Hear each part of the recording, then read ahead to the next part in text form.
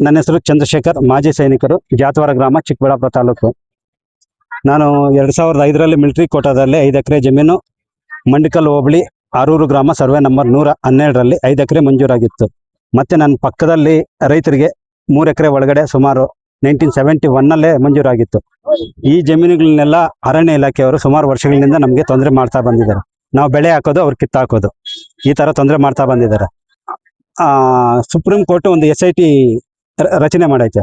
Supreme court ಆದೇಶ ಏನೈತೆ ಅಂದರೆ, ಯಾರೇ ಅರಣ್ಯ ಇಲಾಖೆಯಲ್ಲಿ ಆದ್ರೂ ಮಂಜೂರಾಗಿದ್ರೆ ಕಂದಾಯ ಇಲಾಖೆಯಿಂದ ದಾಖಲೆ ಇರುವಂತ ರೈತರನ್ನ ಯಾವುದೇ ಕಾರಣಕ್ಕೂ ಒಕ್ಕಲೆಬ್ಬಿಸಬಾರ್ದು.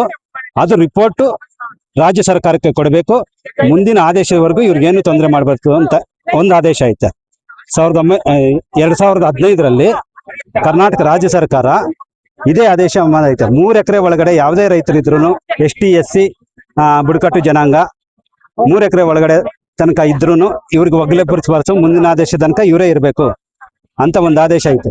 ಆದರೂ ಸಹ ಅರಣ್ಯ ಇಲಾಖೆಯಲ್ಲಿ ದೌರ್ಜನ್ಯ ಮತ್ತು ಭ್ರಷ್ಟಾಚಾರದಿಂದ ಕೇವಲ ಬಡ ಜನರು ಮತ್ತು ST ST ಜನಾಂಗದ ಮಾತ್ರ ಒಕ್ಕಲೆಬ್ಬಿಸ್ತಾ ಇದ್ದು, ಇದೇ ಅರಸ್ಥಳ ಬೀಟು ಅಂತ ಮಂಡಿಕಲ್ಲು ಹೋಬಳಿ ಅರಸ್ಥಳ ಬೀಟಲ್ಲಿ ಸುಮಾರು ಹಳ್ಳಿಗಳು ಬರುತ್ತೆ. ಅದರಲ್ಲಿ ಆರೂರು ನಮ್ದು ಸರ್ವೆ ನಂಬರ್ 112. ಅದೇ ಬಂಡಹಳ್ಳಿ ಸರ್ವೆ ನಂಬರ್ 38ರಲ್ಲಿ ಇದೇ ಅರಣ್ಯ ಇಲಾಖೆ, ವಲಯ ಅರಣ್ಯ ಇಲಾಖೆಯಲ್ಲಿ ಒಬ್ಬ ಹೆಸರು ಹೇಳಬಾರ್ದು, ಒಬ್ಬ ವ್ಯಕ್ತಿದು N ಸುಬ್ಬಾರೆಡ್ಡಿ ಅನ್ನೋವರು ಇದು ಕ್ಷೇಮಾಭಿವೃದ್ಧಿ ನೌಕರ ಆಗಿ ಸುಮಾರು 30 ವರ್ಷಗಳಿಂದ ಅದೇ ಇಲಾಖೆಯಲ್ಲಿ ಕೆಲಸ ಮಾಡಿಕೊಂಡು ಅಧಿಕಾರಿಗಳನ್ನ ತಮ್ಮ ಪರವಾಗಿ ಮಾಡಿಕೊಂಡು ಸುಮಾರು ಅವ್ರ ಹೆಸರಲ್ಲೇ 5 ಎಕರೆ ಜಂಟಿ ಖಾತೆಯಲ್ಲಿದ್ದಾರೆ. ಅವ್ರ ಸಂಬಂಧಿಕರ ಹೆಸರಲ್ಲೇ ಒಂದು 20-30 ಎಕರೆ ಇದ್ದಾರೆ. ಅವ್ರಿಗೆ ಯಾವುದೇ ರೀತಿ ಅರಣ್ಯ ಇಲಾಖೆಗಳು ತೊಂದರೆ ಮಾಡದೆ ಕೇವಲ ನಮ್ಮಂತ ಸೈನಿಕರಿಗೆ ಮಂಜೂರಾಗಿರೋದು, ಬಡವರು ಮಂಜೂರಾಗಿರೋಂಥ ಜಮೀನುಗಳು ಮಾತ್ರ ಆಕ್ರಮಿಸ್ಕೊಳಕ್ ಪ್ರಯತ್ನ ಮಾಡ್ತಾ ಇದ್ದಾರೆ. ಇದು ಯಾವ ತರ ಇವರು ನ್ಯಾಯ ಕೊಡ್ತಾ ಇದ್ದಾರೆ? ಈ ಭ್ರಷ್ಟಾಚಾರ ಮಾಡ್ತಾ ಇದ್ದಾರಾ ಇಲ್ಲ ಜಾತಿ ಭೇದ ಮಾಡ್ತಾ ಇದ್ದಾರಾ ಅರ್ಥ ಆಗಿಲ್ಲ. ಇದು ಸರ್ಕಾರಕ್ಕೆ, ಜಿಲ್ಲಾಧಿಕಾರಿಗಳಿಗೆ, MLAಗೆ, ಉಸ್ತುವಾರಿ ಸಚಿವರಾಗಿ ಸರ್ಕಾರಕ್ಕೆಲ್ಲ ರಿಪೋರ್ಟ್ ಕೊಟ್ಟಿದ್ದೀನಿ. ಈಗ ರೀಸೆಂಟ್ ಆಗಿ ಹೈಕೋರ್ಟ್ ಕೇಸ್ ಹಾಕಿದೆ. ಈಗ ನಮ್ಮ ಜಮೀನಿಗೆ ಸಿಕ್ಕೈತೆ. ಅರಣ್ಯ ಇಲಾಖೆಯವರು ಯಾವುದೇ ಕಾರಣಕ್ಕೂ ಆ ಜಮೀನಲ್ಲಿ ಬರಬಾರ್ದು, ನಿಮ್ ದಾಖಲೆ ಏನಿದ್ರು ಹೈಕೋರ್ಟ್ ಸಬ್ಮಿಟ್ ಮಾಡಿ ಅಂತ ಹೇಳಿದ್ದಾರೆ. ಈಗ ನಾನು ಮುಂದೆ ಹೋಗಿ ನನ್ನ ಜಮೀನಲ್ಲಿ ನಾನು ಬೆಳೆ ಹಾಕೊಂತೀನಿ, ನನ್ಗೆ ತೊಂದರೆ ಮಾಡಬಾರ್ದು ಅರಣ್ಯ ಇಲಾಖೆಯವರಲ್ಲಿ ಈ ಮುಖಾಂತರ ತಿಳಿಸ್ತಾ ಇದ್ದೀನಿ.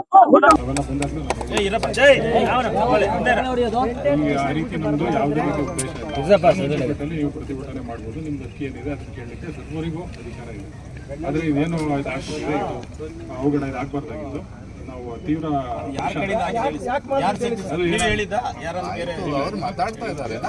ಏನಾಗಿದೆ, ಮಿಸ್ಅಂಡರ್ಸ್ಟ್ಯಾಂಡಿಂಗ್ ಆಗಿದೆ.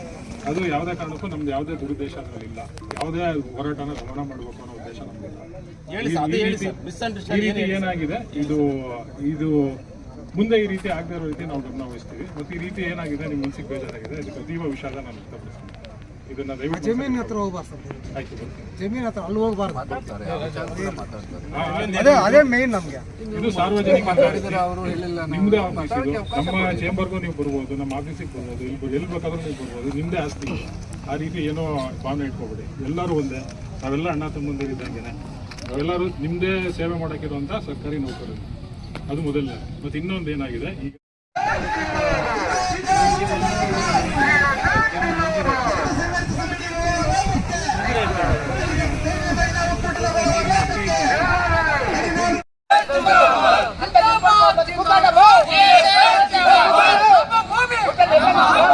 ಜಾಮೀನು ಹಾಕೋದಕ್ಕೆ ಅವಕಾಶ ಕೊಟ್ಟಿದ್ದೀವಿ. ಅಲ್ಲಿಗೂ ನಾವು ಉಗ್ರವಾದ ಹೋರಾಟ ಮಾಡಕ್ಕೆ ಸಿದ್ಧವಾಗಿದ್ದೀವಿ. ದಯವಿಟ್ಟು ಆದಷ್ಟು ಬೇಗ ನಮಗೆ ನಮ್ಮ ಹೆಣ್ಮಕ್ಳು ಕೃಷ್ಣಲ್ಲಿ ಕಾಯ್ತಾ ಇದ್ದಾರೆ.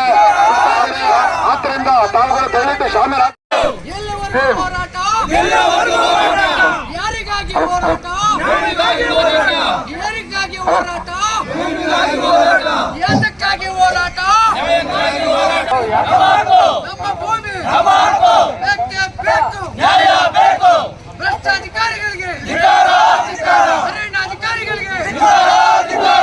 ಅರಣ್ಯಾಧಿಕಾರಿಗಳು ಅಮಾನತು ಮಾಡಲೇಬೇಕು. ಅರಣ್ಯಾಧಿಕಾರಿಗಳಿಗೆ ಶಿಕ್ಷೆ ಆಗಲೇಬೇಕು. ಅರಣ್ಯಾಧಿಕಾರಿಗಳಿಗೆ ಅಮಾನತು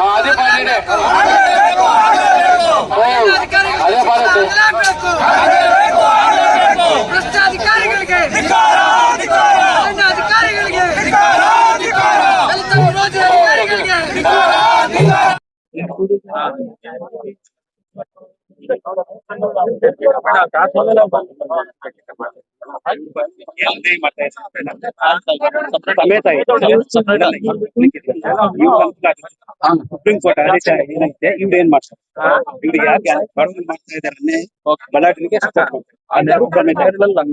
ಯಾಕೆ ಮಾಡ್ತಾರೆ? ಅರಣ್ಯ ಅಧಿಕಾರಿಗಳೇ ಸಾವಿರಾರು ಅದನ್ನ ಹೇಳ್ಬೇಕು ನೀವು. ಅಲ್ಲಲ್ಲ ಅದು ವಿಡಿಯೋ ಮಾಡಿರೋದು ಆಯ್ತಾ? ಅದನ್ನ ಇರ್ಬೇಕಂತೇಳಿ ನಮ್ಮ ರಾಜ್ಯ ಕಂಪನಿ ಅವರು ಈಗ ವಿಡಿಯೋ ಇದೆಯಾ? ಹಾಕಿರೋದ್ ಫೋಟೋ ಇದೆಯಲ್ಲ, ಹಾಕಿರೋದು ವಿಡಿಯೋ ಏನಾದ್ರು ನಾವಿಲ್ಲ ಇಲ್ಲಿ, ನಾವು ಅಲ್ಲಿಂದ ಮೆರವಣಿಗೆ ಬರ್ತಾ ಇದ್ವಿ, ಅಷ್ಟೊಳಗಡೆ